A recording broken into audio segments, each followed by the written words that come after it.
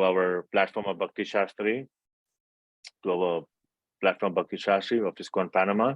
Thank you so much for accepting our invitation and guiding us for today's class. And we welcome you.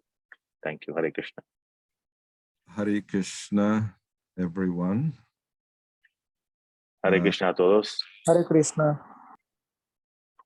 This is not meant to be translated. I'm just informing you.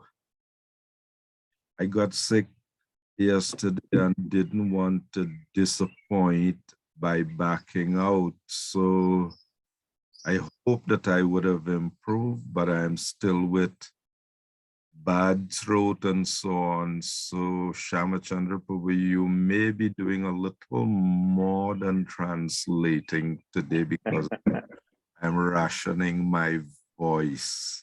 Okay. I understand. So Prabhu, what we can do is after a few minutes, you see how is it going. So we cover till we cover where we cover. No need to rush to complete the whole chapter. We do till where you can. No, I understand. We'll do, but I'll be sort of minimizing my, use of my voice and yes.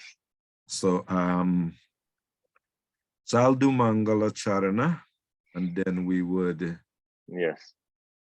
begin. Thank you.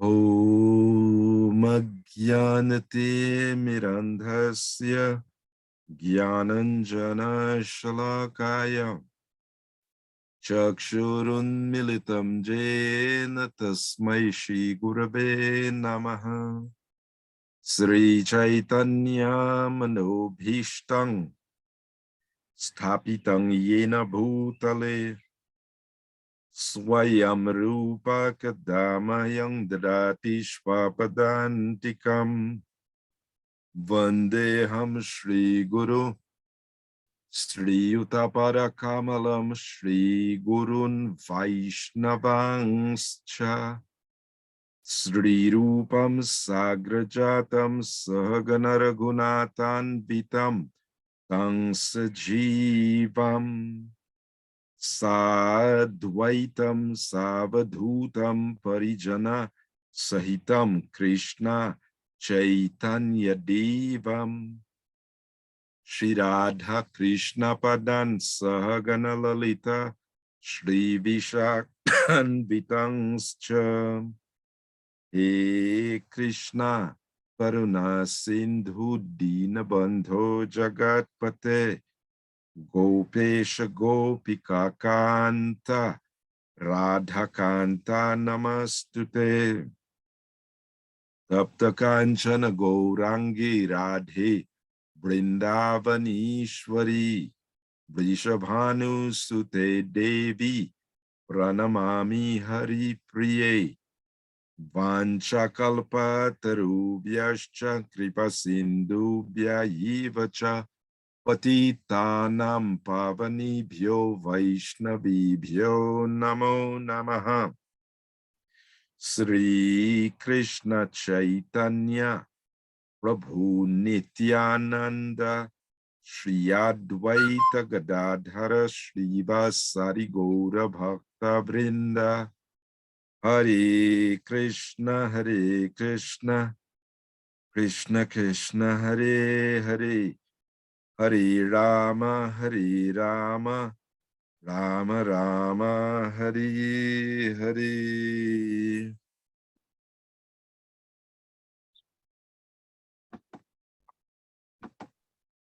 Hare Krishna. So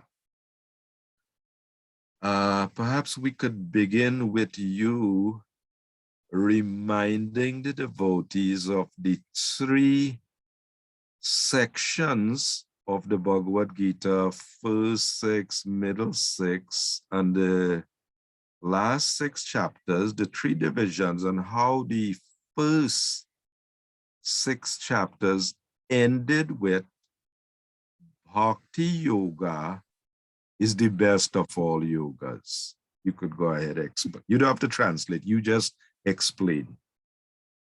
You're putting me on the spot, Prabhu. You're testing me today. and really thank you very much, although you're not well and you have come, you didn't cancel the class and you have come still to do that. Thank you. Entonces, Prabhu está explicando que cómo el Bhagavad Gita está dividido en 3 secciones, primero 6 del medio y los 6 de finales. Y cómo entre los primeros 6 capítulos, último versos de capítulo 6 explica que Bhakti Yoga es el mejor. Entonces sabemos que unas secciones de Karma Yoga, otras secciones de Jnana Yoga, pero 6 de medio son de Bhakti Yoga. Yes, Prabhu. So this middle 6 chapters, 7 through 12, is exclusively Bhakti Yoga. Okay. Entonces, exclusivamente los 6 capítulos medio es Bhakti Yoga. In simple words, Bhakti is Krishna saying, who I am, who you are, and what I want you to do. Establishing his identity, our identity, and what he wants us to do. That's Entonces, ¿qué quiere decir ese Bhakti Yoga, esa sección? Quiere decir que Krishna está diciendo, explicando a nosotros quién es él. Krishna también está dando la descripción quién somos nosotros. Y también él está dando su opinión, instrucción, qué es lo que él quiere de nosotros. Entonces la identidad de Krishna, nuestra identidad y la acción que él quiere de nosotros. this first verse, he's explaining what is the nature of this bhakti that he's going to speak about. He's explaining what this bhakti is all about. En el primeros versos, él va a explicar qué es lo que quiere decir Bhakti, cuál es el significado de Bhakti, cuáles son los detalles de Bhakti. One thing that is special about this verse is Srila Prabhupada chose this verse more than any other verse in the Bhagavad Gita to lecture on. Yes. El primer verso de capítulo 7 es tan prominente y famoso que cuando Srila Prabhupada daba charla, entonces la mayoría de las veces él ha dado charla de Bhagavad Gita de este verso 7.1. Shri Bhagavan Uvacha Maya Saktamana Parata Yogam Yunjan Marashrayaha Asangshayam Samagramam Yatha Gyasyasi Tat Srinu. You can, whether you have the PowerPoint or you just want to read it, you could just translate it or read it. Okay. Yes, we have. Entonces, okay. Texto número 1, ¿qué dice? La traducción. La Suprema Personalidad de Dios dijo, ahora oye, oh hijo de Pritha, cómo mediante la práctica del yoga, con plena conciencia de mí, con la mente apegada a mí, podrás conocerme por completo, libre de dudas. Okay. If you want to remove it, you can remove it, this slide. Yeah. Do you want us to put the PowerPoint first slide of overview or not yet?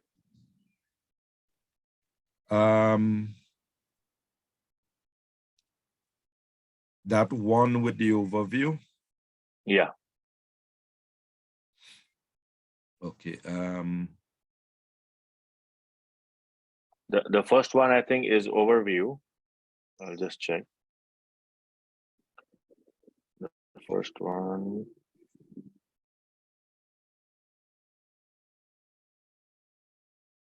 is the overview that you chose, right?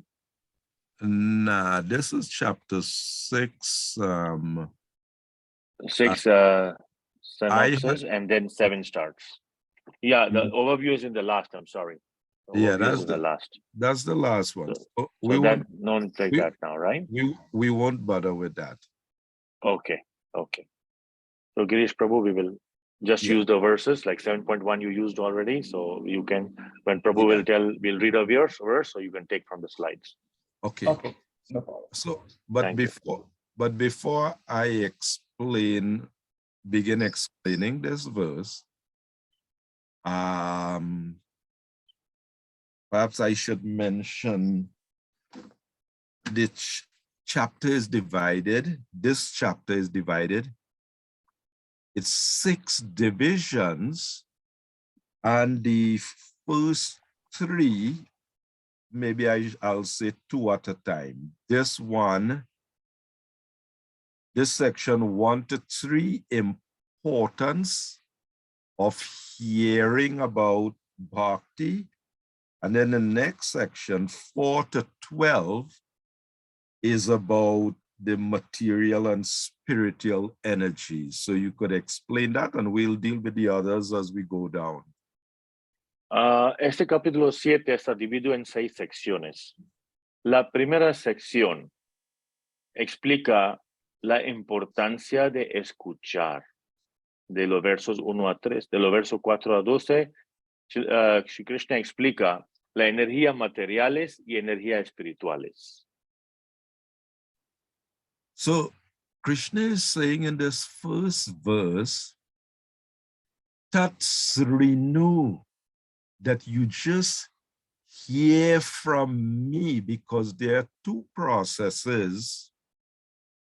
We could acquire knowledge by our own observation and experiment, but perfect knowledge is descending, coming from the perfect person, Krishna.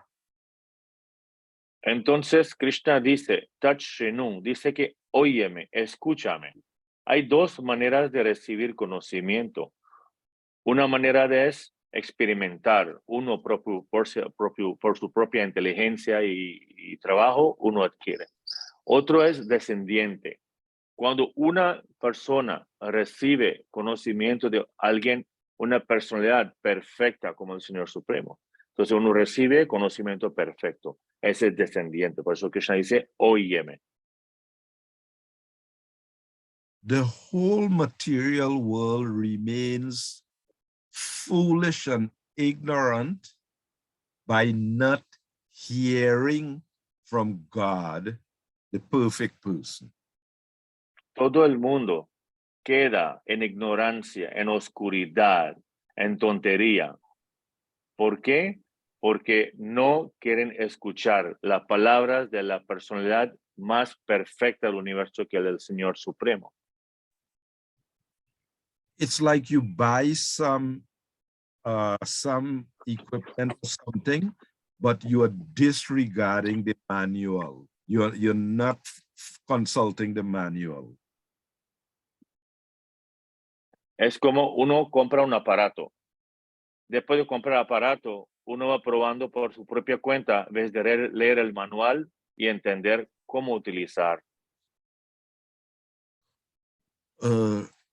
Let's take a look at what he is saying in this verse. First point, that you hear from me how by practicing bhakti yoga in full consciousness of me, with mind attached to me. These 2 points, full consciousness of me, mind attached to me. This is how bhakti yoga has to be practiced.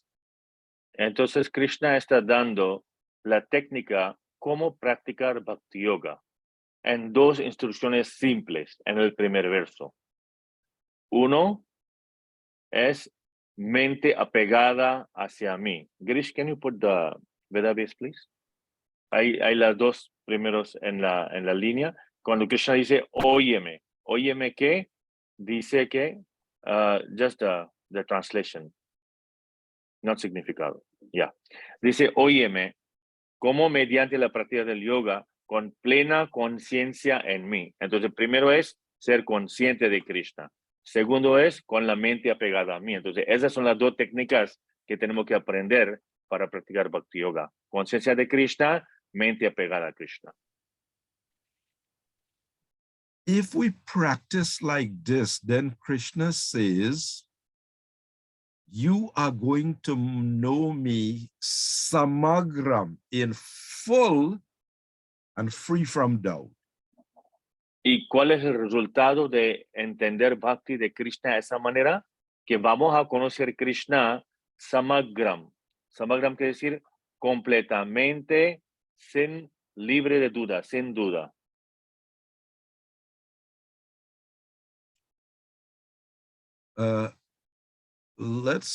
If you have this slide for the text 2, we'll go to text 2. Yes. 7.2. Okay, we don't have that over here. All right, no problem, no problem.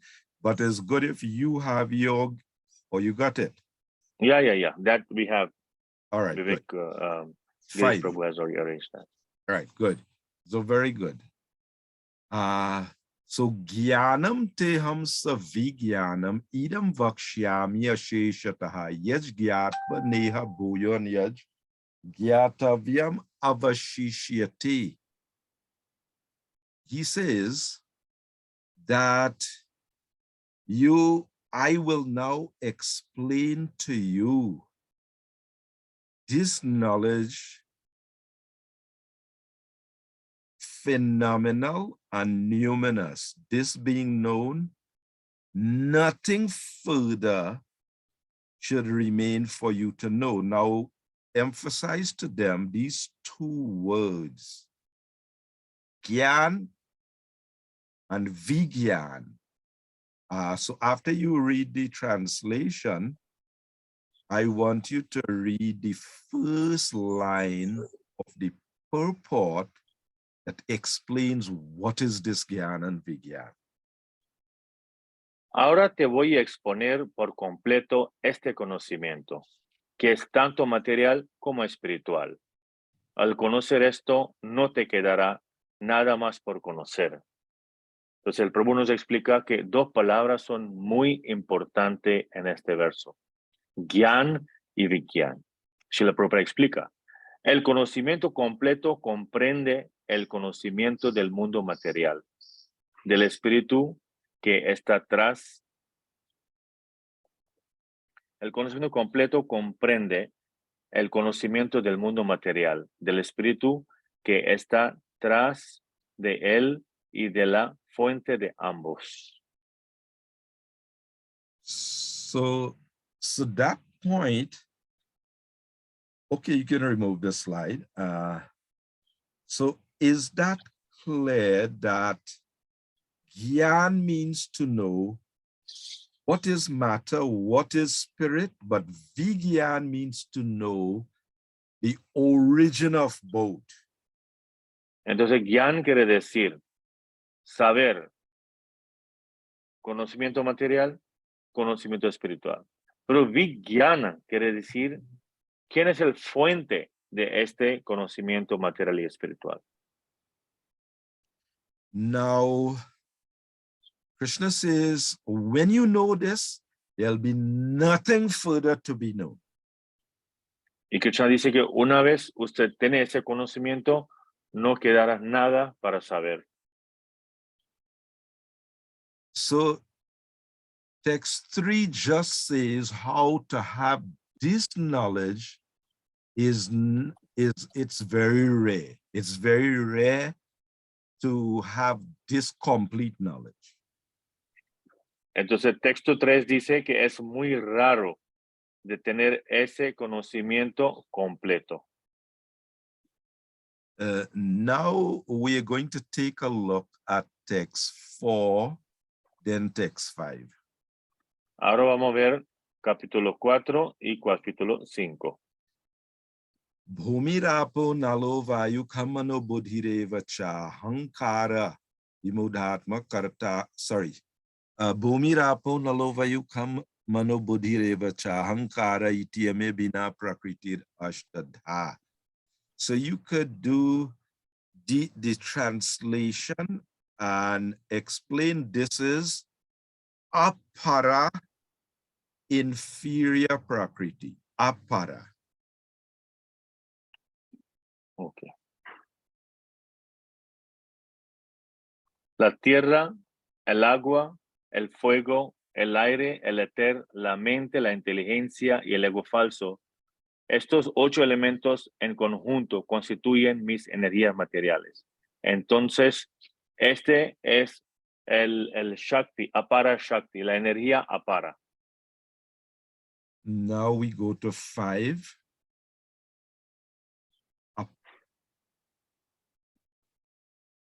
Aparayam itashtu anyam prakritim vidhi me param jiva bhuta mahabaho yayeda dharyate jagat. Explain that besides that apara prakriti, there is a para prakriti, that is the jiva. So these two terms, para and apara, important in philosophy to remember.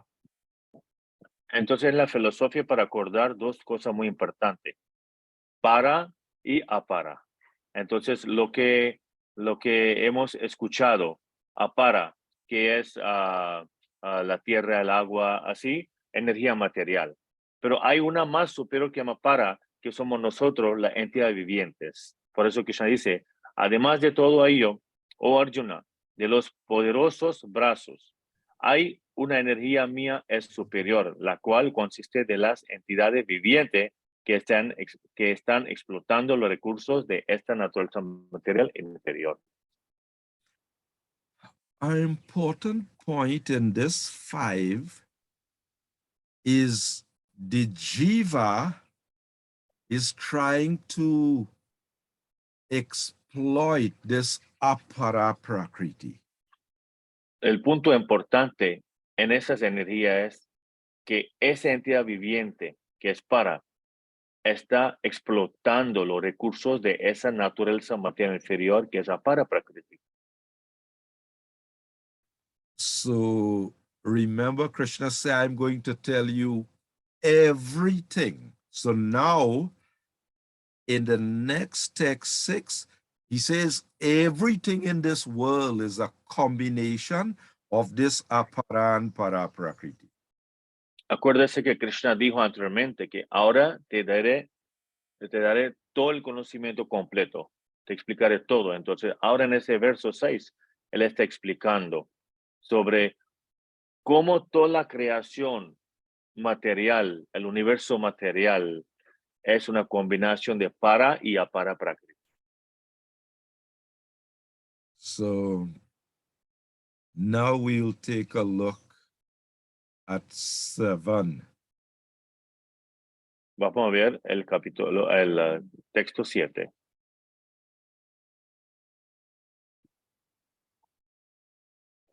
Now Krishna is pulling rank. There's inferior and superior, but now his position is established in this 7. Entonces, ahora mismo hemos entendido que cuál es la energía inferior material, cuál es la energía superior espiritual. Ahora Krishna, en ese texto número 7, está estableciendo a él mismo. So in this text, he's saying, there is no truth superior to me. And then the point, Sutre Mani Ganaiva, everything rests upon me. as pearls is strung on a thread. Aquí en verso 7, Krishna está explicando. No hay verdad superior a mí. Y después de decir eso, él está diciendo, Sutre Mani Ganaiva. Quiere decir que tal como perlas ensartadas en un hilo, que todo descansa en mí. There was a slide with a pearl there. Yes. Yeah. Now, explain, you are not seeing what is holding all those pearls in that circular formation. You are not seeing that. So you are not seeing Krishna, how Krishna is holding this whole existence together. But just as that thread is holding all the pearls together, Krishna is holding the whole cosmos and everything together. Así mismo, como estamos viendo el collar de perla, no vemos las cosas que está sosteniendo cada perla para hacer un collar. El evidente es solamente el collar, muchas perlas, pero lo que sostiene no está visible ahora mismo.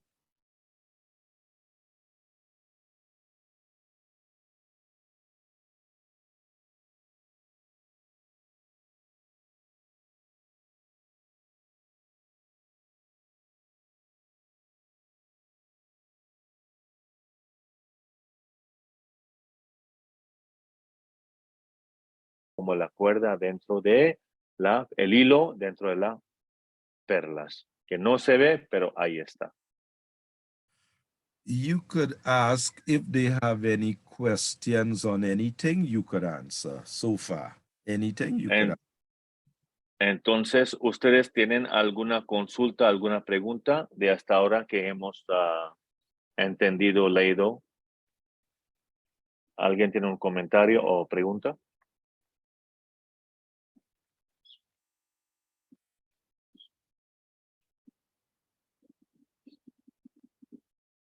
Oh, no one has anything? Not so far. All right. So now we could just quickly go through like 8, 9, 10. We'll just read them through. 8. You can read the translations to 8, 9, 10. Go ahead. Ok, Nicolás Prabhu, usted puede leer el verso 8 y 9, y Jivabandia Mataji, usted puede leer el verso 10. Verso 8. Oh hijo de Kunti, yo soy el sabor del agua, la luz del sol y de la luna, la sílaba Om de los mantras védicos. Yo soy el sonido del éter y la habilidad del hombre.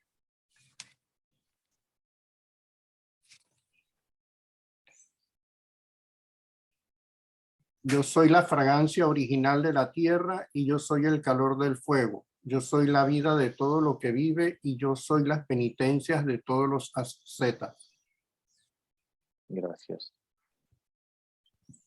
Oh hijo de Prita, sabed que yo soy la semilla original de todo lo que existe, la inteligencia de los inteligentes y el poder de todos los hombres poderosos. Gracias. You can go to 11 also. Madre Jivabandia, 11 también, por favor. Sí. Yo soy la fuerza de los fuertes, desprovista de pasión y deseo. Yo soy la vida sexual que no va en contra de los principios religiosos. Oh Señor de los Bharatas, Arjuna. Gracias. So you could just explain, summarize how you can experience Krishna in existence, tasting water. But if you see a very strong man, balam balavatang, if you see somebody very strong, Krishna say, I am the strength of the strong man. So whatever power, whatever greatness you see is just a little fraction of Krishna's energy, but you can remember Krishna is the source of everything. Entonces, Krishna empezó a decir que como yo soy el sabor del agua, la luz del sol y la luna, entonces eso lo podemos ver. Es muy evidente. Pero también cuando nosotros encontramos a alguien que es muy poderoso, muy fuerte, entonces esta fuerza, ese poder o alguien muy inteligente, entonces esa inteligencia, todo es una parte fragmenta de Krishna mismo. Now, this is a very important subject that Krishna is introducing, how this world functions in these three modes, and how Krishna controls the three modes, so we have to take shelter of him. That is verses 13 through 13 and 14. 13 and 14 is that the three modes control everything, and so we have to take shelter of Krishna. Entonces, en los versos 13 y 14, Krishna está explicando que todo el mundo está bajo las tres modalidades, bondad, pasión e ignorancia. Entonces, por eso el mundo entero no conoce a Krishna, pero Krishna está encima de esas modalidades que son ingotables. Explain this translation that are deluded by the three modes. Krishna says the entire world, they don't know him, but because of being influenced by the spell of Maya, the three mode, we don't even know ourselves, that we are spirit soul. We don't know ourselves and we don't know him. That is the effect of the whole world being influenced by Maya. ¿Cuál es el efecto de la influencia de Maya a través de las tres modalidades de bondad, pasión e ignorancia? Que el Jivatma, el alma espiritual, está engañada por las tres modalidades. Y siendo engañada de tal manera, el mundo entero pasan dos cosas. Uno, él no entiende a Krishna. Krishna dice que no conoce a mí, que estoy por encima de modalidades. Y el Jivata, el alma, no conoce a él mismo. Esas dos cosas que pasan cuando uno está bajo esa influencia, uno no conoce quién es uno no conoce al Señor Krishna. Explain how in religion people always have this concept of freedom, liberation, emancipation. They have this concept, you have to be free, that is there in religion, but they don't know what you have to be free from. En todas las religiones hay un concepto que hablan de liberarse, de libertad, de estar libre. El concepto está correcto, pero no saben ser libre de qué. Queremos libertad de qué. ¿Qué está atando a nosotros? But here we are learning about the effect of the modes covering the souls, and how we have to be free from these modes. And details of the modes is in another chapter, 14 chapter. We have detailed information how the souls are bound up. A lot of religions, they don't know what they want to be free from. Entonces, en ese verso sí vamos a entender y entendemos qué son las modalidades. Por supuesto, cómo la modalidad funciona y cómo atrapan a uno está explicado bien detallado en capítulo 14. Pero en este verso uno entiende que esa modalidad cómo nos tiene atado y cómo estamos totalmente como prisioneros bajo la influencia del maya de ellos. So now, this 14th text, Daivi Esha Gunamai, Mama Maya, Krishna is saying, this is Mama Maya, and Durate, it is very difficult to overcome, but Mameva ye prapadyanti, but by surrendering unto me, Maya metam tarantiti, you can easily cross over. Entonces Krishna explica en el verso 14, esta energía divina mía, integrada por las tres modalidades de la naturaleza material, es difícil de superar. Entonces ahí dice durat y allá, muy difícil de superar. Pero aquellos que se han entregado a mí pueden atravesarla fácilmente. If you have to go from Panama to New York, it on your own, it will be very difficult for you to swim across to New York. But if you take shelter of a ship or an aircraft, you can easily get there. Si por su propia cuenta usted quiere ir de Panamá a Nueva York, sea nadando, corriendo, caminando, va a ser muy, muy, muy difícil. Pero si uno toma refugio de un barco, un avión, uno llega más fácilmente. Similarly, if we take shelter of Krishna, then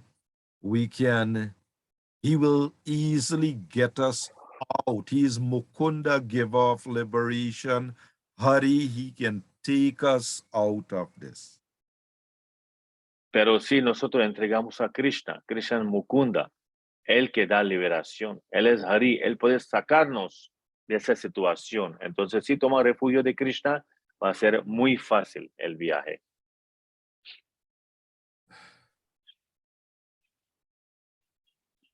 Now, the question arises that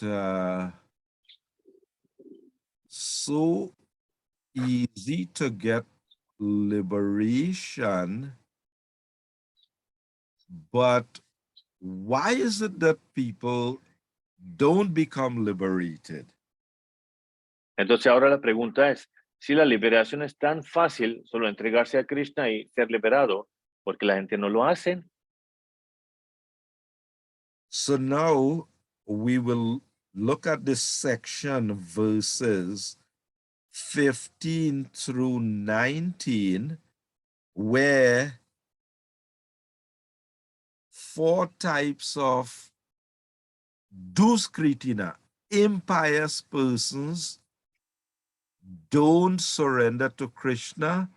Later, 4 types of pious persons will surrender to Krishna. Entonces, vamos a ver esos versos donde Krishna explica que hay tipos de personas que no me entregan a mí, que son duskritino, herejes. Y hay 4 tipos de personas que me entregan a mí, que son piadosos.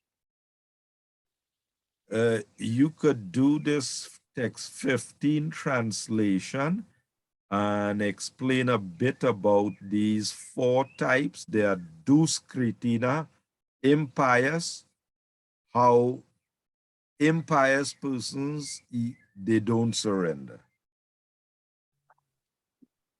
¿Quién puede leer verso 15 y 16?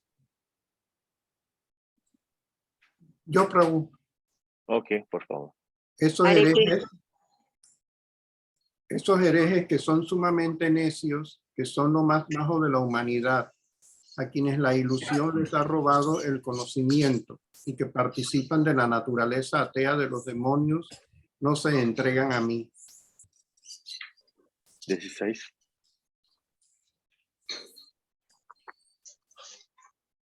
Oh tú, el mejor de los Bharatas, Arjuna, 4 clases de hombres piadosos comienzan a prestarme servicio devocional.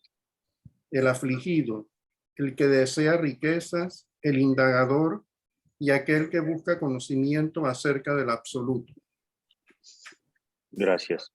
Entonces, ¿quién son los herejes? Son la gente que no tiene piedad, no son piadosos, tienen sus propios planes, son sumamente necios, son los más bajos de la humanidad.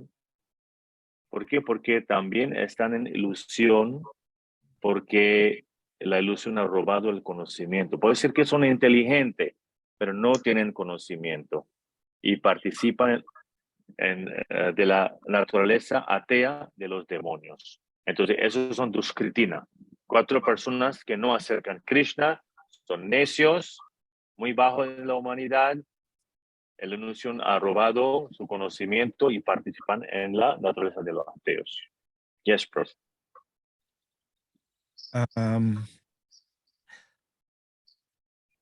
You can give some examples of how these persons like Gajendra was distressed, how Dhruva, he was seeking wealth, the sages of Naimisharanya, inquisitive Kumaras, searching for knowledge. You could just explain a bit about that. Y en el texto 16 entendimos que como hay 4 clases de hombres piadosos que comiencen a prestar servicio devocional. Uno de ellos es afligido. El afligido, Prabhu explica, hay un pasatiempo muy lindo del elefante Gajendra, el rey de los elefantes, que estaba muy afligido porque un cocodrilo había atrapado el pie de él por un largo tiempo y lo quería jalar en el agua y matarlo. Y él estaba tratando de resistir, y pasó mucho tiempo así. Al final, en esa situación de aflicción, él acordó que en la vida pasada él era un sabio o rey, y él era un rey, y él hacía mucha oración al Señor, y él acordó un mantra para orarse, y acerca había una flor. Él agarró la flor con su trompa y ofreció, y el Señor vino para quitar la aflicción de él, dar la liberación a él. También otro que desea riquezas, Dhruv Maharaj, él quería un reino mucho más grande, casi 10 veces más grande que su padre, mucho más grande que el creador del universo, el Señor Brahma. ¿Y quién puede dar eso? Simplemente el Señor Supremo. Entonces, por la guía de su maestro espiritual, Narad Muni, él fue a un bosque. Apenas un niño de 5 o 7 años fue a un bosque y hizo un sacrificio, una meditación, una yoga, una conexión de devoción tan arduo que en 6 meses el Señor apareció. Eso él hizo por la riqueza, pero cuando vio al Señor, él no quería nada, simplemente quería ver al Señor. Estaba totalmente enamorado del Señor Vishnu. Pero igual el Señor Vishnu le dio un reino mucho más grande. Su propio planeta le dio. Y el indagador en Naimisharanya, vemos que todos los sabios habían reunido y querían saber cuál es la meta de la vida, cuál es la destinación suprema. Entonces reunieron para leer y escuchar Srimad Bhagavatam de Shukadeva Goswami. y el que busca conocimiento acerca de lo absoluto. Los 4 hijos de Brahma son los 4 Kumaras que estaban buscando el conocimiento acerca de lo absoluto y llegaron en la planeta Vaikuntha. Y así conocieron al Señor Supremo personalmente y volvieron unos devotos más exaltados del Señor. Yes, Prabhu. Ask them if they have questions on what we have covered so far. You know, tell them, please feel free to ask whatever questions you can answer. Hasta ahora, ¿alguien ha tenido alguna pregunta? Hasta ahora hemos cubierto como 16 versos y siéntense libre, Prabhu dice, para preguntar. No tenga pena. Si hay duda, comentario, quieren aclarar algo, quieren hacer pregunta, pueden hacerlo.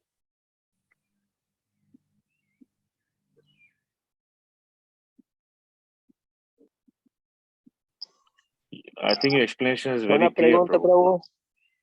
Sí, Prabhu. Hare Krishna. Hare Mi Krishna. reverencia, Prabhu.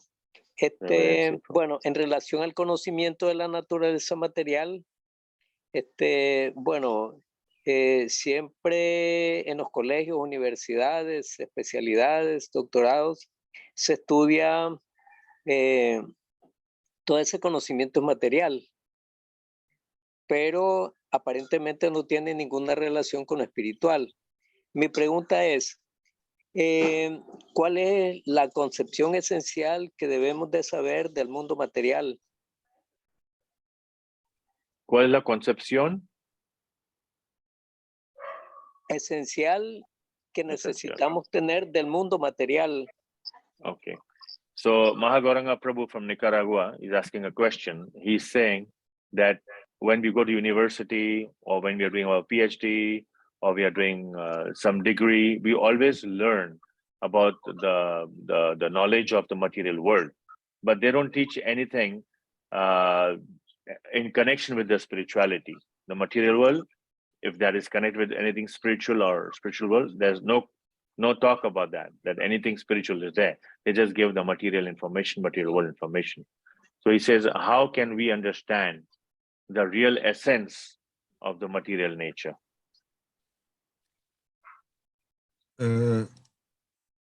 You can explain the definition of the absolute truth is Janmadi Asya Yataha, that from which everything comes. 2 things we are talking about. The absolute truth is defined as that from which everything comes. So we learn about the everything that exists, and we learn about the source of it. And anybody who knows Krishna and everything that comes from Krishna, that person is wise and everybody else is otherwise. They are not wise. Entonces, Prabhu está explicando que para entender el conocimiento completo, no solamente hay que saber sobre el mundo material, pero hay que saber también de dónde viene, cuál es la fuente,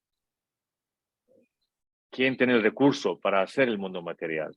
Entonces nosotros aquí aprendemos no solo la fenomenal mundo material, pero quién es atrás del mundo material, el creador quién es. Entonces la persona, quien sabe esos 2 conocimientos, la creación y el creador, es realmente sabio. La persona tiene sabiduría, no la persona que no conoce las 2. See if there are other questions, if anybody else have other questions. ¿Hay alguna otra pregunta?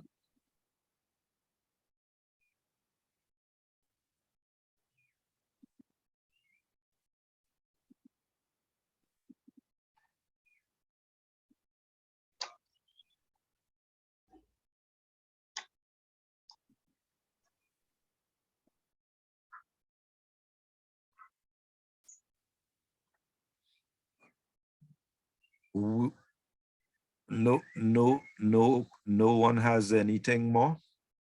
No problem, no questions. Let's take a look at 19, text 19, Bahunam. Girish Prabhu, this text 19 is in the slide, so we can use that one.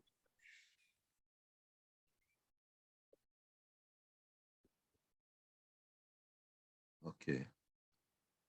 Now, after Bahujanam, in the 4th chapter, we had learned about people following, doing different kinds of sacrifice, cultivating knowledge, doing different religious things. Now, all these things are meant to bring a person to the point of knowledge. So here Krishna is saying, after Bahujanam, when a person becomes Gyanavan, full of knowledge, then Ma Prapadyanti, then that person will surrender unto me because he'll know me, Vasudev, Sarvamti. Vasudev, I am everything, Samahatma Sudurlabha. So you could explain this translation. Entonces, en capítulo 4 hemos entendido cómo diferentes personas optan por diferente proceso religioso para obtener la verdad absoluta, para conocer la verdad absoluta, para ir progresando en espiritualidad. Entonces, así diferentes caminos, senderos, opciones, caminando, entonces uno al final llega donde la verdad absoluto, el Señor Supremo. Por eso Krishna dice, después de muchos nacimientos y muertes, aquel que verdaderamente tiene conocimiento se entrega a mí, sabiendo que yo soy la causa de todas las causas y todo lo que existe. Un alma así de grande es muy difícil de encontrar. Por eso Krishna dice, Sa Mahatma Sudurlabha, Vasudeva Sarvamiti, que yo soy causa de las cosas. Yo soy el Señor Supremo. Para saber eso, esa alma es muy rara de encontrar, muy difícil de encontrar, muy grande. Ask if there are any questions on this point. En ese verso, ¿hay alguna pregunta en ese punto?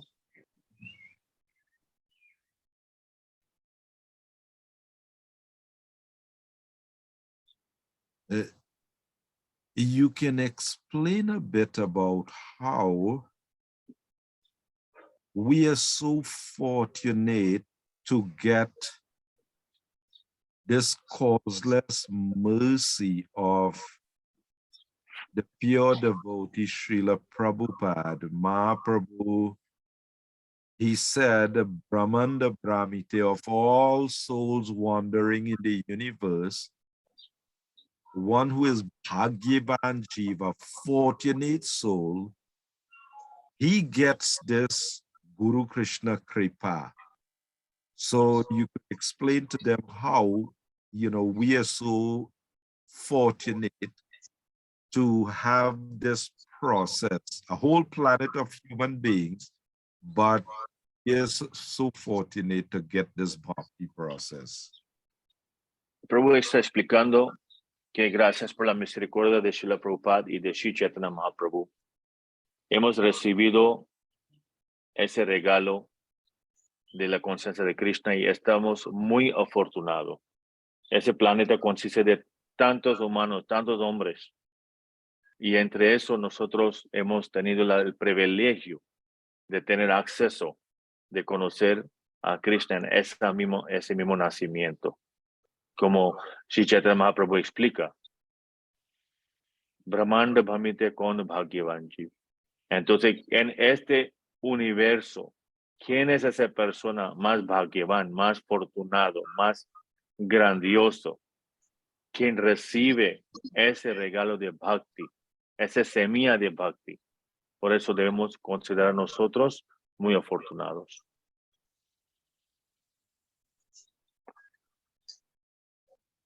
So now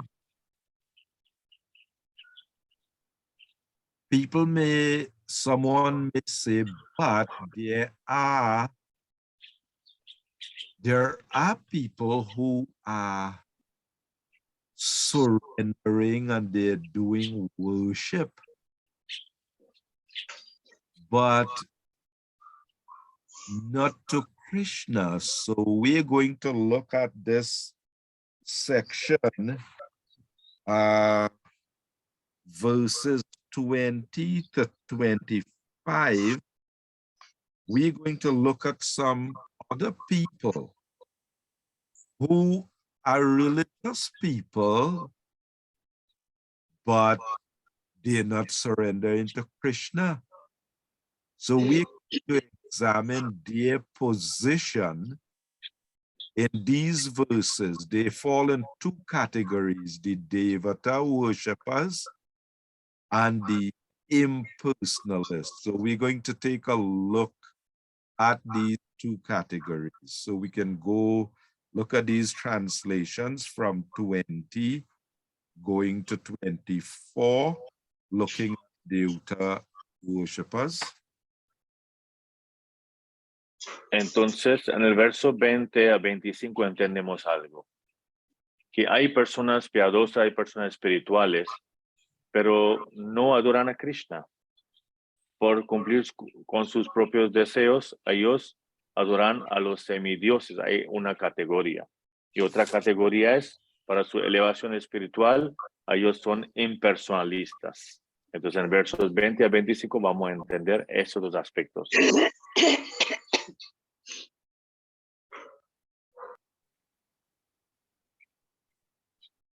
Yes, bro. So you can do translation and, clarify if there's anything about translation to 20, describing the nature of these Devata worshippers. You could go ahead. To read verse 20, right? Yeah. Señora María Lucero, ¿usted puede leer verso 20, por favor? Sí, buenos días, Hare Krishna. Buenos días, Hare Krishna. La traducción, Prabhu. Sí, por favor, de 20. Aquellos a quienes los deseos materiales les han robado la inteligencia, se entregan a los semidioses y siguen las reglas y regulaciones específicas de adoración que corresponden a sus propias naturalezas. Gracias. Entonces, en texto número 20 entendemos que hay personas que quieren un deseo material. Y para obtener ese deseo material, ellos saben que hay los semidioses que cumplen los deseos materiales muy rápido, muy fácilmente. Es como un comercio, un negocio. Yo doy y tú me das. Entonces ellos adoran. Ellos adoran con esa esperanza que los semidioses van a responder con abundancia, con fortuna, con mejor vida, mejor salud, inteligencia, así. Pero Krishna está diciendo que esas personas que tienen esos deseos materiales, están teniendo su inteligencia que está robada. ¿Por qué? Porque entregan a semidioses. Y siguen regulaciones específicas de adoración correspondientes a su propia naturaleza. You can explain, you see, in the purport, Prabhupada quoted Akama Sarva Kamova, how a devotee may have material desires, but he is advised to go to Krishna because, like Dhruva Maharaj, he had material desires, but because he worshiped Krishna, he became purified. And then he had He had no more material desires. He didn't want material things again. So going to Krishna has that purifying effect. That is bhakti. You go to Krishna, it has a purifying effect when you contact Krishna. Entonces, claro, el devoto también puede tener deseos materiales. Entonces, ¿qué hace un devoto? ¿Un devoto también va donde semidioses? No. Entonces, Srila Prabhupada explica de Bhagavatam 2.3.10. Akama sarva kamo va, moksha kama udaradhiti. Dice, Tivrena bhakti yogena yajeta purusham param. La gente poco inteligente que ha perdido su sentido espiritual se refugia en semidioses para satisfacción inmediata de los deseos materiales. Pero, y esa gente no acude a la suprema personalidad de Dios. Pero, ¿qué debe hacer un devoto? El devoto debe ir a donde Krishna igual, aunque tiene deseo material, así como Dhruva Maharaj quería un reino, quería mucha riqueza. Entonces, ¿qué hizo? Fue donde Krishna y recibió mucho más. ¿Por qué? Porque cuando uno está en contacto con Krishna, Krishna lo purifica a uno. Entonces, Krishna da lo que uno quiere y a la vez purifica. Es el efecto de estar en contacto con Krishna.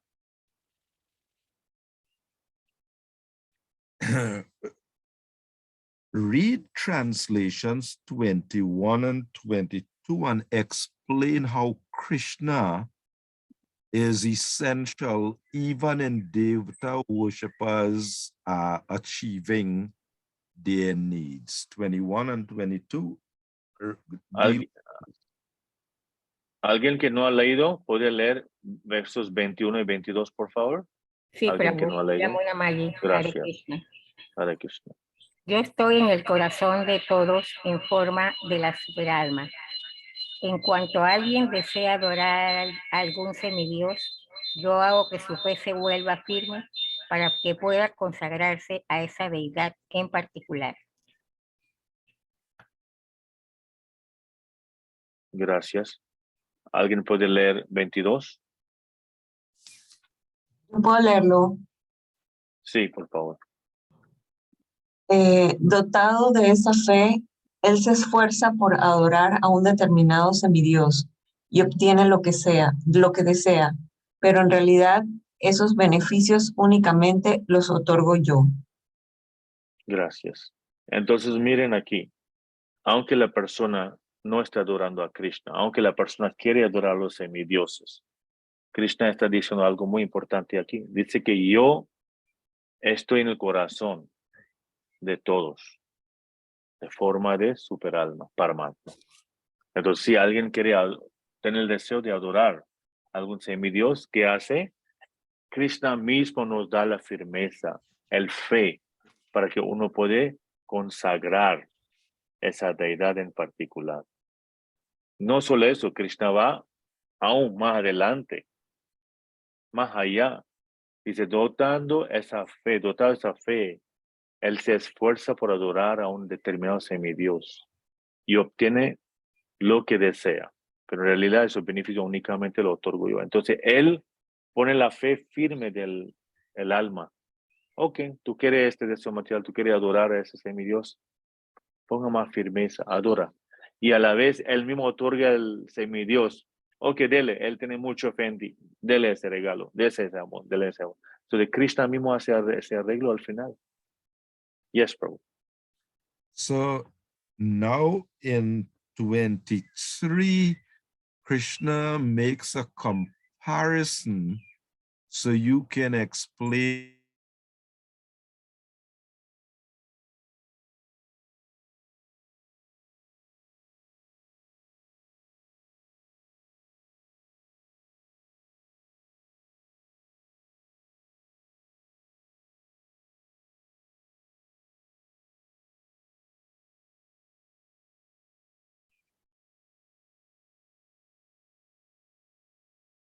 You have the other one, the slide of the PowerPoint, I mean, with the picture.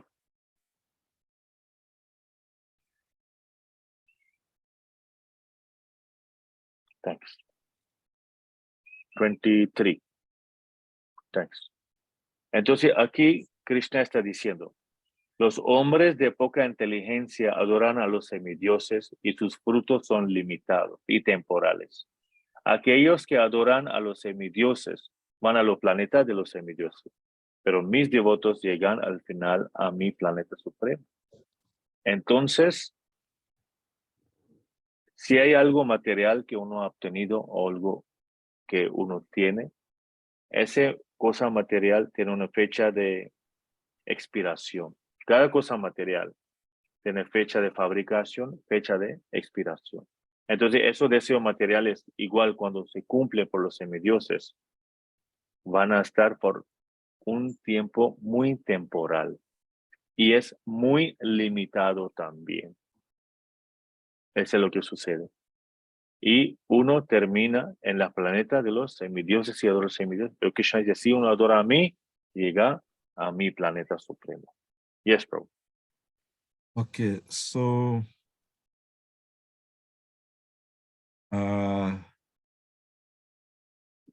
many dharmas or religious practices, but you could just explain that dharmam to sakshat Bhagavad Pranitam, real religion, is that which is given directly by God, dharmam to sakshat Bhagavad Pranitam. So that is why in Bhagavad Gita, Krishna, he is saying, Sarva Dharman, give up all these type of dharmas and Mam Ekam Sharanam Vraja. He is giving what is real dharma. Entonces, hay muchos senderos de religión, pero nos explican, Dharman tu Shakshat Bhagavad Pranitam.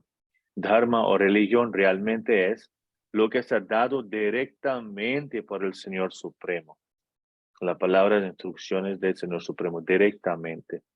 Así mismo como en el Bhagavad Gita 18.66, Krishna dice, Sarva Dharmam Parityaja, Mamekam Sharanam Vraja, que abandona todo tipo de religiones y único a mí tú puedes rendirte.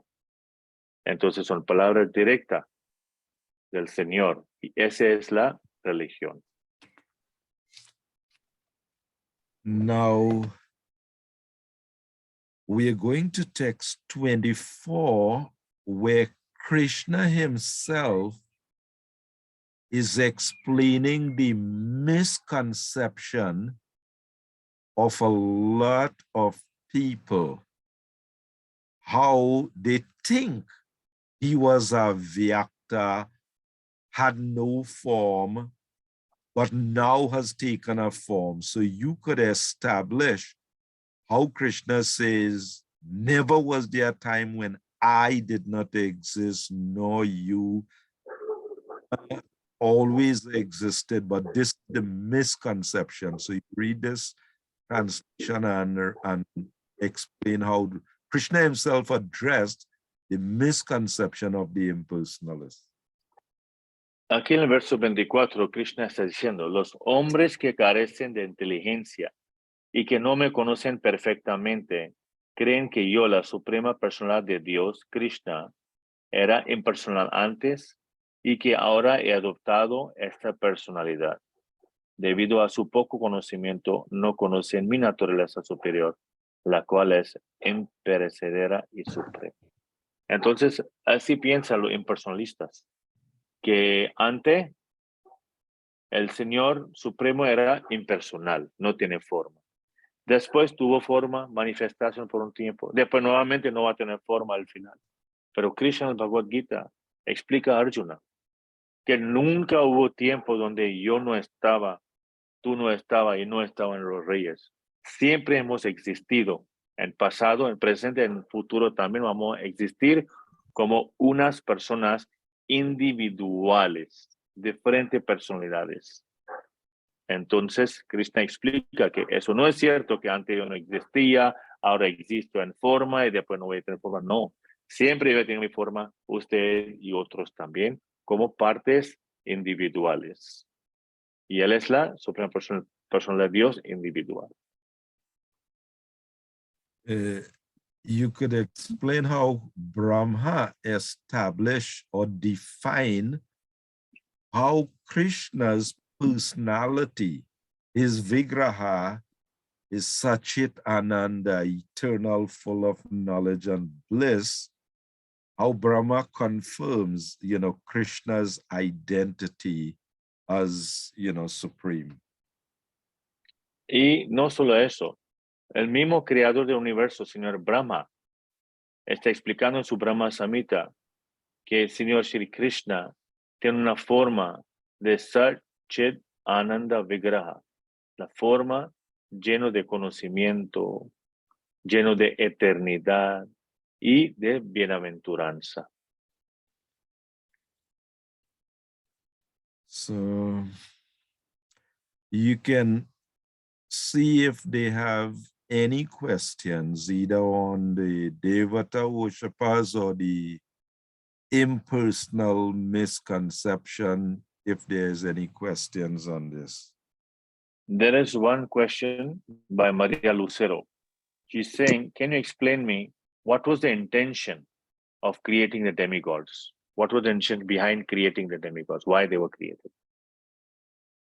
You see, God as a person has Parasya Shakti. He has many energies, and he doesn't have to do, he is enjoying with Ananda Chinmaya Rasa, Goloka Eva Nivasati Akilatma. He enjoy, but through his Shakti, through his energy, he can conduct anything, everything. So that is the nature of God, that he has all these energies and he can execute and do so many things because his powers, Bala Kriya Cha, they're equipped with all powers, they can do everything. Entonces, el Señor Supremo, personalidad de Dios, tiene muchas diversas energías. Entonces, ¿él qué hace? Él ocupa esas energías en ejecutar diferentes funciones del universo material, del mundo material, de la creación. Él personalmente no tiene que hacer todo en cada departamento. Él otorga, a través de su energía, él otorga diferentes personalidades para hacer diferentes oficios, mientras él, como lleno de bienaventuranza, él está disfrutando su tiempo y sus pasatiempos en el mundo espiritual, mientras otros están ligados para hacer su trabajo oficial. Other questions? Other points? ¿Alguna otra pregunta o comentario? También, como usted sabrá, que los semidioses también hay encargado de lluvia, encargado del sol, encargado de viento, de fuego, así. Perdón, Nicolás Proguera. Alguien habló, ¿verdad? Sí, fui yo, Prabhu. Sí, dígame. En relación con el verso 20, que allí Krishna dice que después de muchos nacimientos y muertes, aquel que verdaderamente tiene conocimiento se entrega a mí, sabiendo que yo soy la causa de todas las causas y todo lo que existe. Él indica allí que un alma así de grande es muy difícil de encontrar. Eso significaría, o se entendería como que, ya que es muy difícil de encontrar un alma así, el resto de las almas se encuentran siempre en el ámbito de los otros tipos de personas que buscan a Dios. Es decir, por ejemplo, los que adoran a los semidioses o los afligidos, ese otro tipo de personas. Es como que da la impresión de como que fuera muy difícil poder llegar a conocer a Krishna. So Nicholas Prabhu is saying that as Krishna explained in the 19th verse, that after many births and deaths, he with actually knowledge surrenders unto me. And this person, great soul, is very rare. So that means only these great souls are very rare. Everybody else falls in the category of either demigod worship or impersonalist, or the category of one with inquisitiveness or in misery or looking for wealth, like that. Is that the thing, that only these great souls, they are the ones who are surrendered, everybody else is the other category?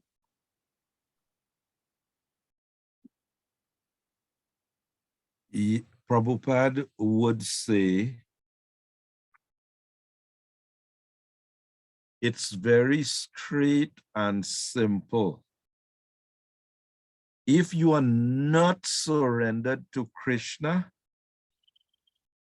choose your category.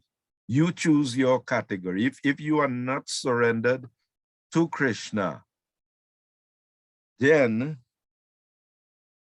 how do you fit? Mudha, Naradhama, Maya, Pahrita, Gyan, Asur, Bhav. The idea, all are glorious. The four who are pious and surrender to Krishna, they're described as great soul because they turn to Krishna. So they're glorious also. But Prabhupada would say in a very straight way about people who don't surrender to Krishna. In 9:18, purport, Prabhupada said, anyone who doesn't know Krishna is misled, and his so-called progressive march is either partial or hallucinatory. So we're talking about some classes surrender to Krishna, and other people who don't. There is questions about those who don't. And the question about them is they're lacking qualification. They don't surrender to Krishna. And Krishna is very straight. Naham prakasha sarvasya yoga maya samavritaha mudho yang na bijanati. Why they don't know? Because Krishna says, I am never manifest to the foolish and unintelligent. Prabhu, that's quite a lot to translate.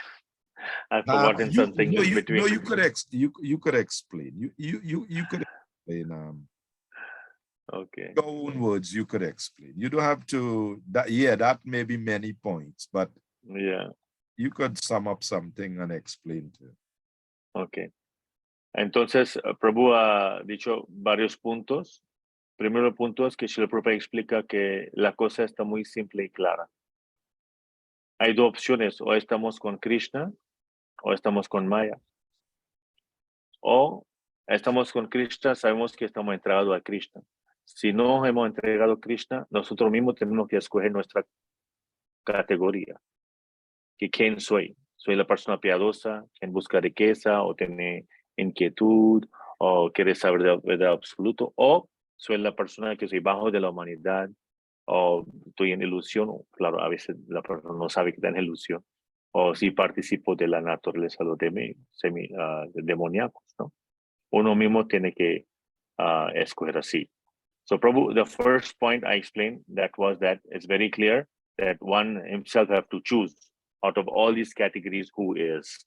Then your second point was? It is pretty much, if people don't know Krishna, whatever they understand, Prabhupada says either partial, they have some partial understanding, or it is just imagined, hallucinatory, So la persona que no entiende a Krishna o tiene un conocimiento parcial o tenemos un conocimiento de ilusión, porque no han entendido Krishna bien. And your last point was? Yeah, I think pretty much that was it.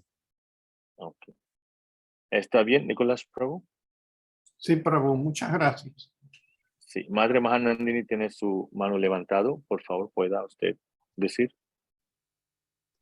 We have one more. Hare Krishna, buenos días Hare a todos. Krishna. Bueno, digamos que estábamos hablando aquí de los semidioses, lo que adoran a los semidioses y que debemos adorar a Krishna si tenemos deseos materiales, ¿no?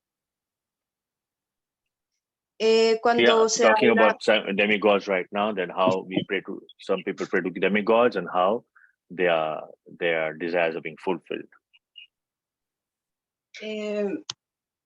cuando se habla, la gente habla acerca de lo que es ángeles, arcángeles, esos tipos de entidades vivientes entrarían entre la categoría de semidioses o dentro de la categoría de entidades celestiales. Cuando hablan de ángeles, Sí, ángeles o arcángeles, a veces la gente habla de esas entidades vivientes. ¿Eso entraría dentro de la categoría de semidioses o dentro de la categoría de los planetas celestiales? O dentro de este plano. Quisiera que el Prabhu me aclarara. when people talk about angels or archangels, what category are they talking about, or what category they fall in? The angels, do they fall in the category of demigods, or they fall in the category of celestial beings? Well, demigods, they are celestial beings like Kinnaras and Gandharvas, and where there are many, many categories of celestial beings, godly beings. Hay muchas categorías de entidades celestiales, como Kinnara y Gandharvas y semidioses, son entidades celestiales, y hay muchas categorías.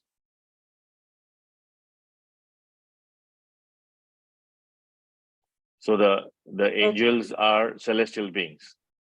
Yes, yes. Sí, los ángeles son entidades celestiales.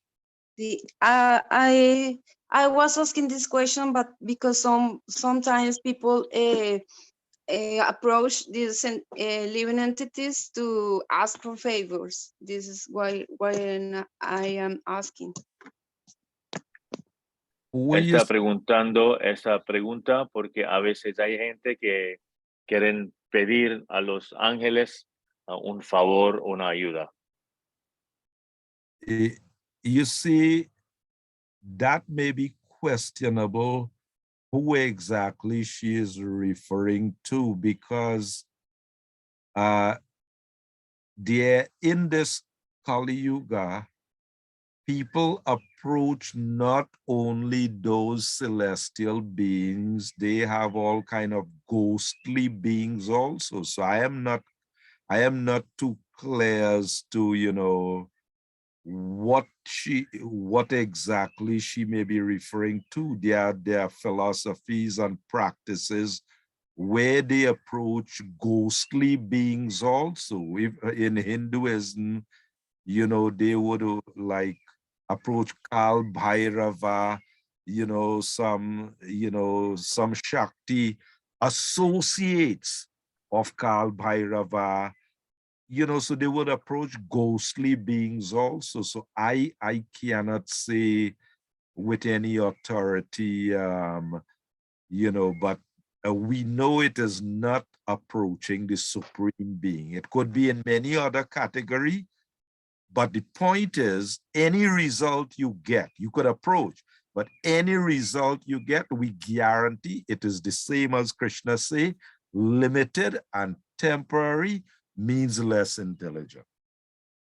Entonces, Prabhu está aclarando que la gente sí dicen que, voy a acercar a los ángeles y los ángeles son que me están dando el favor, pero eso necesita claridad, porque tal vez esa persona piensa que está llamando a ángeles, pero no sabemos qué rituales adopta qué manera de oración hace. Puede ser, en vez de ángeles, él está llamando a los fantasmas. Porque hay gente así también, que adoran a los fantasmas para pedir favor de fantasmas. Y Cierto. también en hinduismo también hay uno que llama los seguidores que adoran a Kal Bhairav o asociados de Kal Bhairav. Y así a los fantasmas complacen para que reciben favores. Pero sea lo que sea el caso, el resultado de ellos son temporal y limitado. Okay, Prabhu, thank you.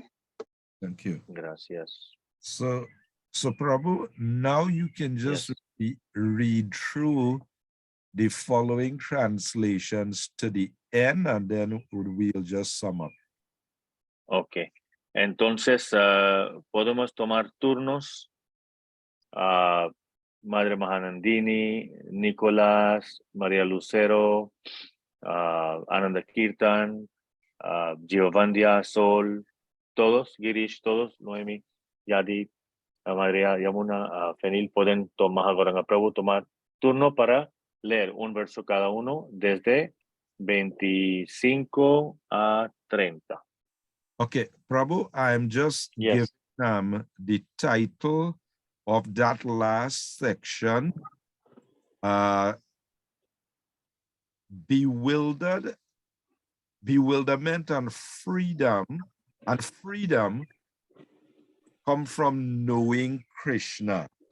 So bewilderment and freedom come from knowing Krishna. What verse do I refer to? From 26 to 30, that's the last section. Ajá.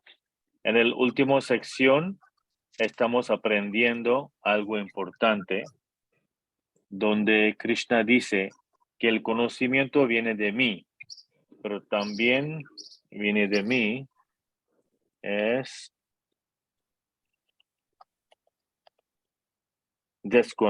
desconcierto. El desconcierto viene de mí, el conocimiento viene de mí también.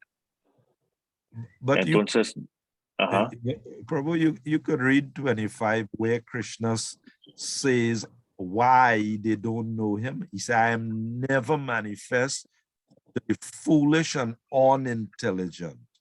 You know, yeah. And then you can go. Entonces, en el 25 Krishna dice que yo nunca manifiesto a los tontos y los no inteligentes. Entonces, alguien puede leer esa traducción 25, otro 26, 27, hasta 30. Hare Krishna, yo puedo leerla. Hare Krishna. Okay. Es la traducción, ¿verdad? Sí. Sí. Se podría arguir que como Krishna estuvo yo nunca, perdón, 25, ¿no? Es el verso, no la la traducción, sí. Estaba en el traducción de 25. Sí. Yo nunca me les manifiesto a los necios y poco inteligentes. Para ellos estoy cubierto con mi potencia interna y por lo tanto ellos no saben que soy innaciente e infalible. Gracias. ¿Alguien más para 26? Sí. Sí, Prabhu. Oh Arjuna, en mi carácter de suprema personalidad de Dios, yo sé todo lo que ha ocurrido en el pasado, todo lo que está ocurriendo en el presente y todas las cosas que aún están por ocurrir. Además, yo conozco a todas las entidades vivientes, pero a mí nadie me conoce. Gracias. Siguiente. 27. Y yo puedo leer. Sí, puedo leer. Ok. Oh, vástago de Bharata. Oh, conquistador del enemigo. Todas las entidades vivientes nacen en el seno de la ilusión, confundidas por las dualidades que surgen del deseo y el odio. Gracias. Siguiente. 28.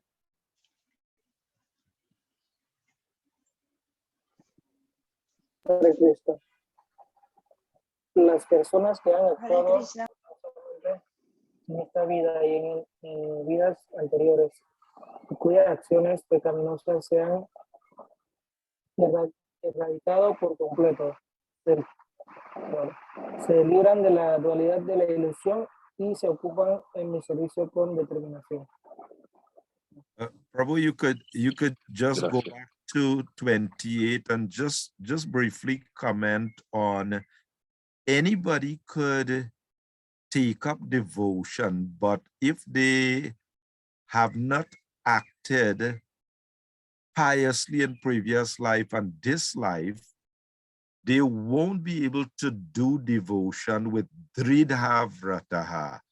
Devotion is the birthright of all souls, but some people may come and they may have a lot of sanskars, vasana, a lot of desires. They're doing bhakti, but they may have a lot of obstacles and problems. So you could just explain that how being free from sin allows people to do bhakti without deviation. Dridhavrata means with great determination.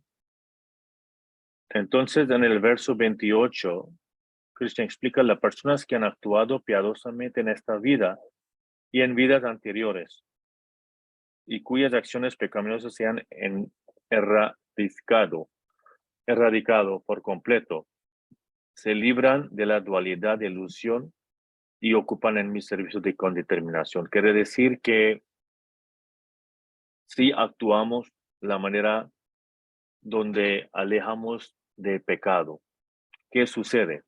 Ahí sí tenemos la determinación sin desviación para ejecutar el sendero de Bhakti Yoga.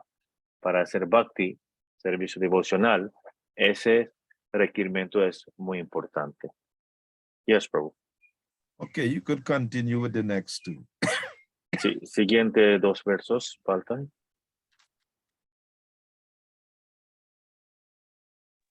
Hare Krishna, Prabhu.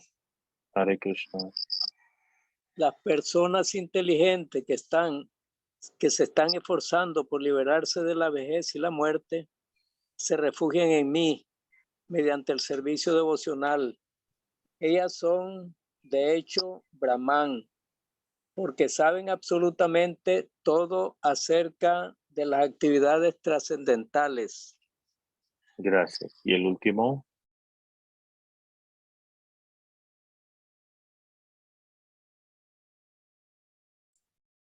Aquellos que tienen plena conciencia de mí, que saben que yo, el Señor Supremo, soy el principio que gobierna la manifestación material, que gobierna a los semidioses y que gobierna todos los métodos de sacrificio, pueden entenderme y conocerme a mí, la suprema personalidad de Dios, incluso a la hora de la muerte. Gracias, Prof. So this last verse, Arjuna picks up on points made by Krishna in this verse, that those who knows me as this and that. And so Arjuna starts the 8th chapter by clarifying. He asks questions. He wants to know about these things, about people knowing you at the time of death or governing them. He asks questions, and that is how it brings in, the 8th chapter. So, entonces, en el capítulo 7, como Krishna empezó a explicar que quién soy yo, él explica quién son las almas, quién soy yo soy tal y tal persona me conoce, tal persona no me conoce. Entonces, continuando eso, Arjuna hace pregunta en 8º capítulo, y ahí empieza el 8º capítulo con la pregunta de Arjuna, con clarificación y con seguimiento de capítulo 7. okay, we could take a look at this summing up slide. The overview. Yeah, the overview. So you could just go through this. You could just go through it, Prabhu. You could just sum it up. Yeah. Yeah. Entonces, primero, entendemos que el conocimiento uno adquiere a través de escuchar. Y Prabhu explicó que hay dos procesos de recibir conocimiento. Uno es proceso ascendente, que es, ascendente es que uno trata de experimentar, pero somos limitados y tenemos 4 limitaciones, entonces es imposible. Otro proceso es descendiente, para la disciplina sucesional, entonces auténtico.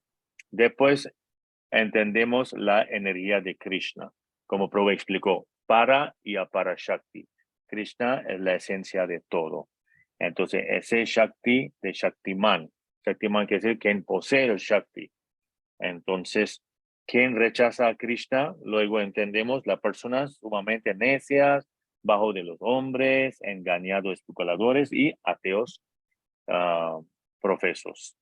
Pero a la vez, ¿quién acepta a Krishna? Porque hay gente que acepta a Krishna, gente que rechaza a Krishna. ¿Quién acepta? El afligido, que desea riqueza, el inquisitivo y que busca conocimiento acerca del absoluto. Y luego entendemos cuál es la adoración. ¿Por qué la gente hace adoración de semidioses? ¿Por qué lo hacen? Porque tienen deseos y son poco inteligentes. Pero ¿cuáles son los resultados? Los resultados son limitados, temporales, y ellos van a ir a la planeta de los semidioses. Y entonces, ¿quién puede ser el devoto del Señor? Esa gente que ha observado una conducta piadosa en vidas anteriores. ¿Quiénes son libres de pecado? ¿Quién tiene servicio devocional? Ejecutan con determinación. Okay, if they have anything final, you could answer. ¿Tiene algunas palabras finales? ¿Un comentario, conclusión, pregunta, queja? ¿O estamos clarito todo? Pregunta, Prabhu. Sí, Prabhu. One question. Del verso 28 y luego sobre el verso 29. En el 28 dice de que las personas piadosas y que han eliminado sus actividades pecaminosas se libran por completo de la dualidad y de la ilusión, ¿verdad? Y que se entregan al servicio devocional con determinación.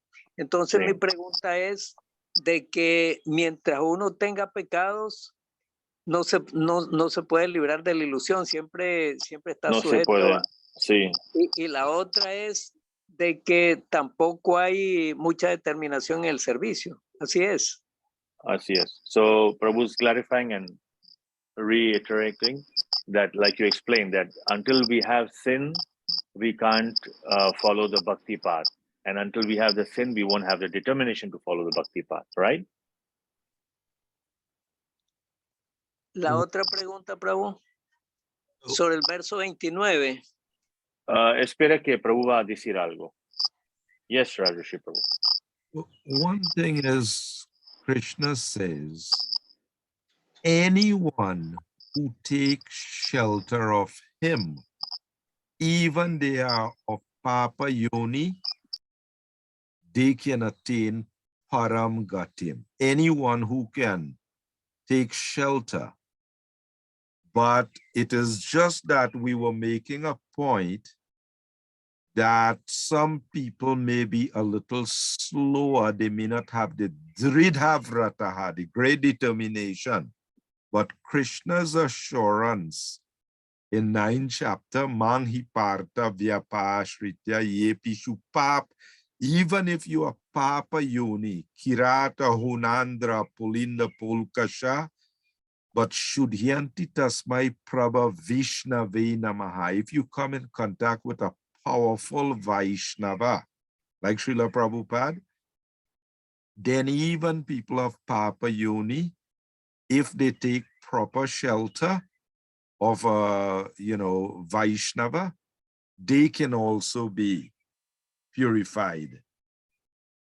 Entonces, Prabhu aquí está explicando y aclarando un punto muy importante. Krishna dice que sí, uno puede ser determinado y sigue Bhakti Yoga cuando no hace pecado, para entender ese punto. Pero el Bhakti es tan potente que una persona que trae su pecado o vida pecaminosa de muchas vidas, aunque está lleno de pecado, cuando toma refugio de Bhakti, empieza a purificar y empieza a elevar y progresar en Bhakti Yoga. Y no va a tener más pecados. Si uno recibe un refugio de un maestro espiritual, como Srila Prabhupada, un devoto puro, uno toma asociación sangha de un devoto puro como Srila Prabhupada. ¿Qué sucede? Aunque usted trae de su nacimiento una vida pecaminosa o pecados, igual va a estar aclarando, limpiando, purificando de eso y va a quedar puro. Y puede con determinación seguir el sendero de Bhakti. Va nulo el pecado en ese caso. El siguiente, ¿cuál era? Magoranga Prabhu. Quisieras una pregunta para Sobre el verso 29, Prabhu. Sí. Ajá. Verso 29. Dice que las personas inteligentes que se están esforzando por liberarse de la vejez y la muerte se refugian en mí mediante el servicio devocional. Ellas, de hecho, son Brahman, dice. Entonces, mi pregunta es, ¿cómo se entiende ahí la concepción de Brahman en ese verso? In the verse 29, Krishna says that those intelligent persons who take refuge of him and are endeavoring for liberation, they are actually Brahman. So he's saying, how do we understand the concept of Brahman in this verse? Their consciousness is to understand Brahman. Their consciousness is not grounded in the gunas, trying to enjoy the gunas. They no longer absorb in the gunas. They are beyond the gunas, so they are situated on that Brahman, in that Brahman consciousness. La manera de entender eso es que ellos están situados en la conciencia de Brahman o realización espiritual. ¿Por qué? Porque ya no más están en la conciencia de las tres modalidades, de las gunas, de las tres modalidades. Entonces están afuera de ello. Por eso ellos están en esa etapa de Brahman. ¿Está bien, Mahagoranga Prabhu? Muchas gracias, Prabhu. Thank you, Prabhu. María Lucero, usted tenía algo Sí. para decir. Cuando, Hare Krishna, es Hare cuando exponen de las personas poco inteligentes, pienso yo que se refieren a aquellas que no están dentro de la conciencia de Krishna. When they talk about O se refieren a las que están dentro de la conciencia de Krishna, porque una persona que no está dentro de la conciencia de Krishna no puede saber muchas cosas acerca de Krishna, así que llamarles poco inteligentes, no sé si sería correcto o no.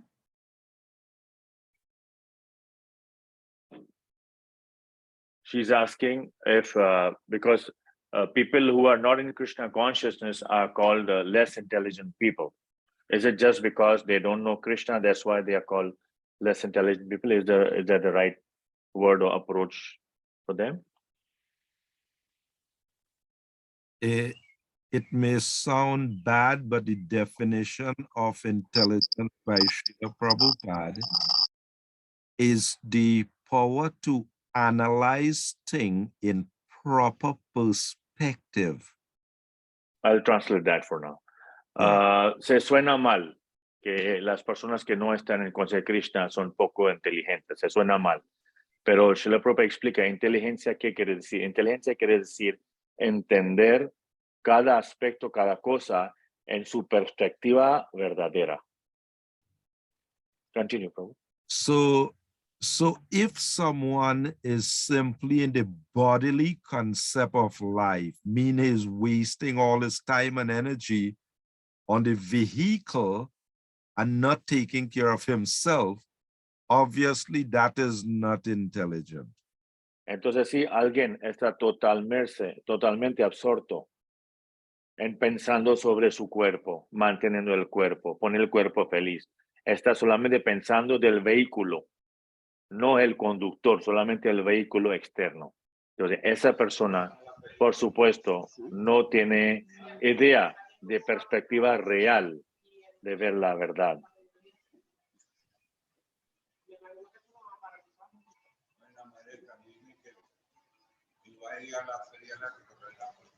Is that your answer, Prabhu?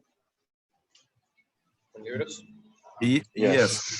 The idea is Prabhupada would admit that scientists, philosophers are intelligent, but Maya, Aparita Gyan, all their so-called intelligence is stolen by Maya. That high IQ and that intelligence is not benefiting them because it is not used to understand Krishna. So Maya Paritagya. Entonces, ¿por qué no está en esa perspectiva? Porque ese Maya aparita Gyan, que su inteligencia está robado por la ilusión. Y como la inteligencia es robado, por eso dice poco inteligente.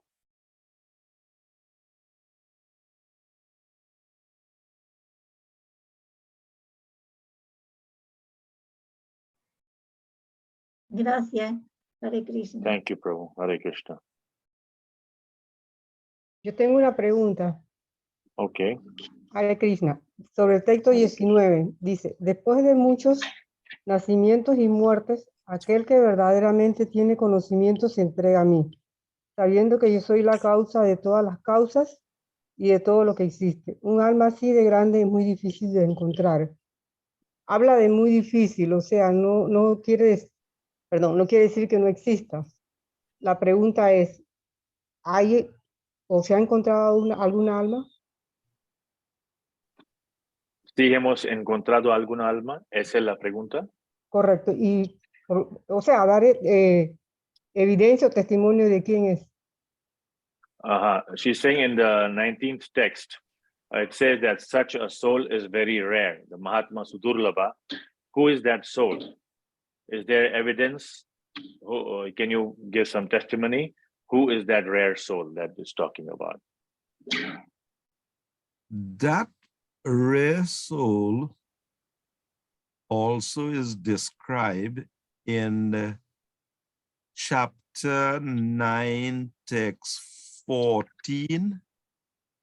That verse says the qualification of those souls, Kirtayantu Mang, how they're always chanting my glories, endeavoring with great determination, bowing down before me. He says, these great souls perpetually worship me with devotion.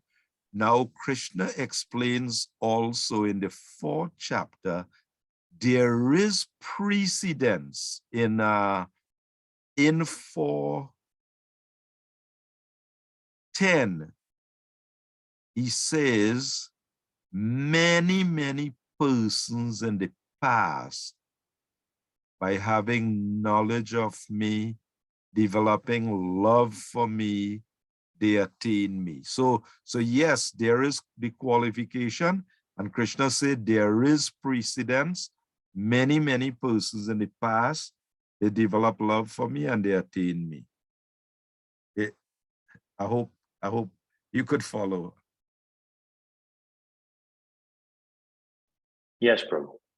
Entonces, aquí usted puede ver, Krishna está dando el síntoma de ese alma rara, gran alma rara.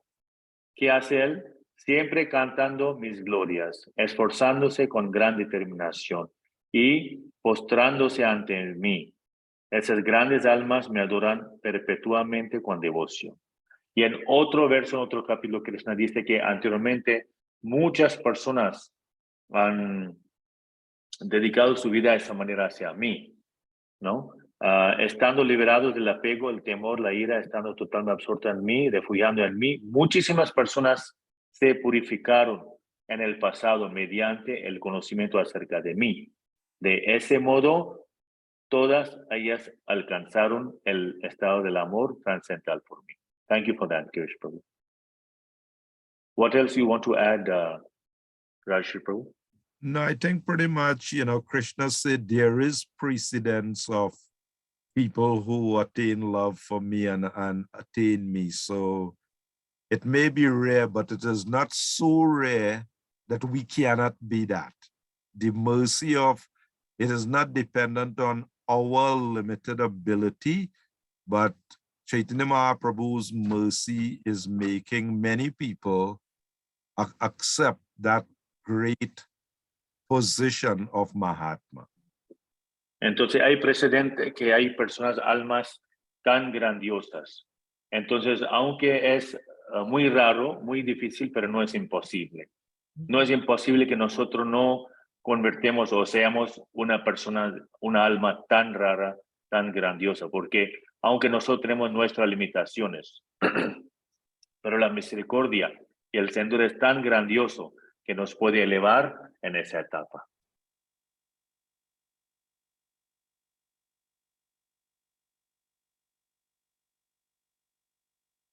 ¿Está bien? Gracias. Thank you, Prabhu. ¿Alguien más tiene alguna consulta, pregunta?